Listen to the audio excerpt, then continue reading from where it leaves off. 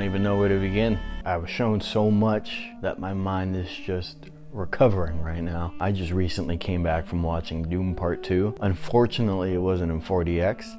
I'm here to talk a little bit about it, as well as a little bit of Part 1. Because when Part 1 came out, it was during that time where Warner Brothers had a deal with HBO, where they're just going to be releasing all the movies that year out on Max, because He Who Shall Not Be Named kind of interfered on movies and box office sales. But boy, am I happy to be back in the theater, and this movie kind of emphasized why you should go see your movies in theaters, at least movies of epic scale like this, because holy moly, this movie was awesome. But before I go into part 2, I want to go back in time a little bit to see where the origins of this sci-fi masterpiece came from.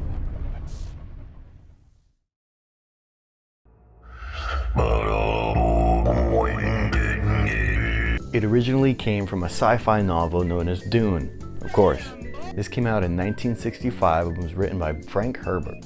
Fun fact, this was released right in the middle of the period of time we call the space race. Almost 20 years later, around the mid-1980s, the first Dune movie came out, which I don't think I'll be giving a try now that I've been given these gems, but hey, a lot of people love it, and it does have its own fan base. And without that fan base and without this movie, we would most likely not be here right now with Timothée Chalamet and Zendaya, so thank you, 1984. Then some more years later, after humanity survived that Y2K incident, am I right? In the year 2000, we had a mini TV series, which looks like it did good judging on the reviews. One more time jump to 2003, and we have another Dune TV series called Children of the Dune. And funny enough, this one has James McAvoy, so I might give this one a shot just based off the fact that it has James McAvoy in it. Needless to say, this movie has a bunch of history. History that I am not yet caught up on, as I just got introduced to the series with part 1. Being dropped into this world was very intimidating at first.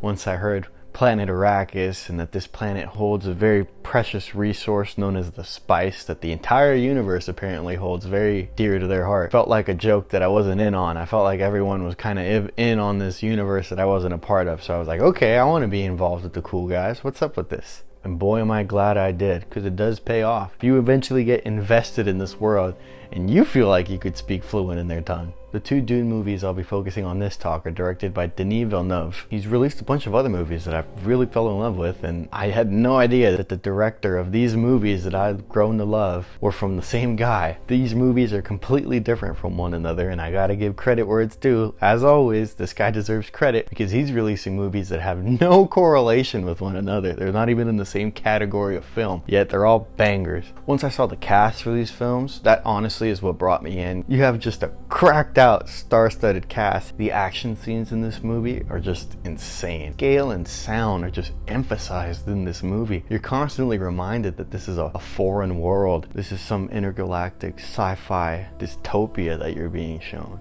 And I'm all here for it. Even the concept of water in this film was very cool to see. You can get water from dead bodies. They hold water very precious, as it's a scarce resource now on this planet. But in part 2, many characters are longing and praying to bring back the greens and trees of the earth that what used to be there, is what I'm assuming. And they believe that our protagonist is going to bring them back to a healthy planet with water, springs, trees, and greens. They essentially think that Paul is space Jesus. You kind of start believing it too. That's how good the story writing is in this movie. They start considering him as a prophet. And Stilgar, the main man in charge of the South, there's a north and a south to these people on the planet Arrakis. The South are heavy believers. They pray for this Messiah. They truly believe that Paul is the leader, that Paul is the chosen one.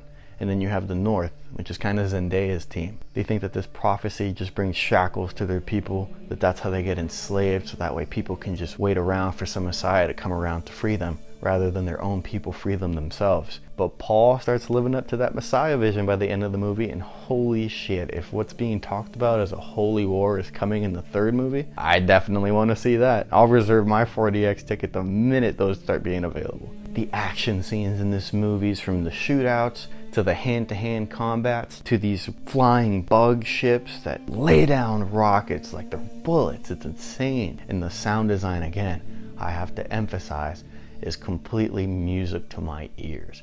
They really emphasize sound and scale. You're constantly reminded how small these people are compared to the big adversaries coming their way. If you're a fan of action, storytelling, sci-fi, and some glorious orgasmic battle scenes that have scale and sound going for it, definitely watch Dune Part 2. If that 2 hour and 45 minute runtime is intimidating to you, promise you it goes by fast. Watch Dune Part 2.